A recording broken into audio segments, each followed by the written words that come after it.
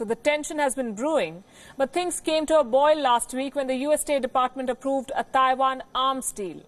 The day it was announced, China issued an ultimatum to America to cancel the deal. And now China is conducting military drills along the country's southeast coast near Taiwan. It's an open threat to pro-independent forces in Taipei. This report tells you more.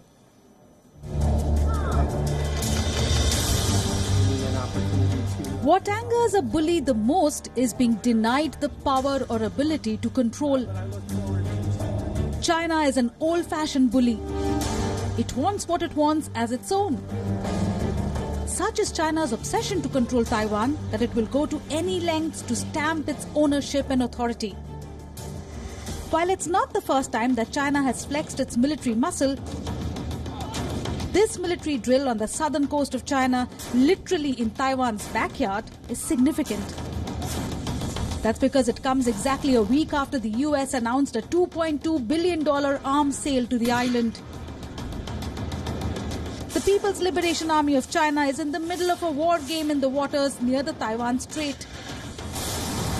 China has mobilized some of its elite military forces for this exercise. According to some posts on Weibo, China's Twitter-like social networking platform, the force's ace fighters, the J-20, have been spotted. Now the PLA stages frequent military exercises in the waters and skies around Taiwan, including intensive circumnavigations by its fighters and bombers. In fact, China's Ministry of Defense called this a routine drill.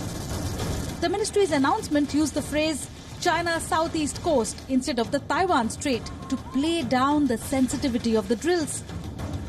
It's anything but that.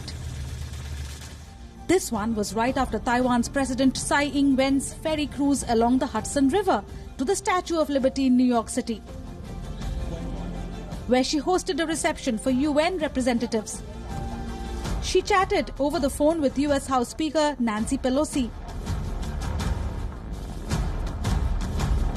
China, which claims self-ruled and democratic Taiwan as its own and views it as a wayward province, had called on the United States not to allow the Taiwanese president to transit in Washington on her overseas tour.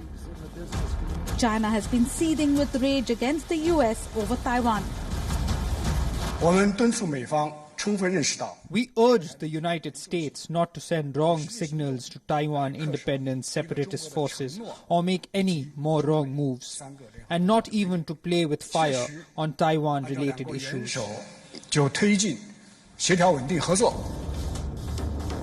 Tsai Ing-wen spent 2 days in New York en route to the Caribbean and official visits to 4 of Taiwan's remaining diplomatic allies.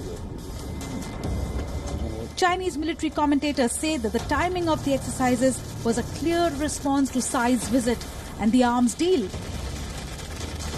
The weapons sale to Taiwan is the largest since U.S. President Donald Trump took office.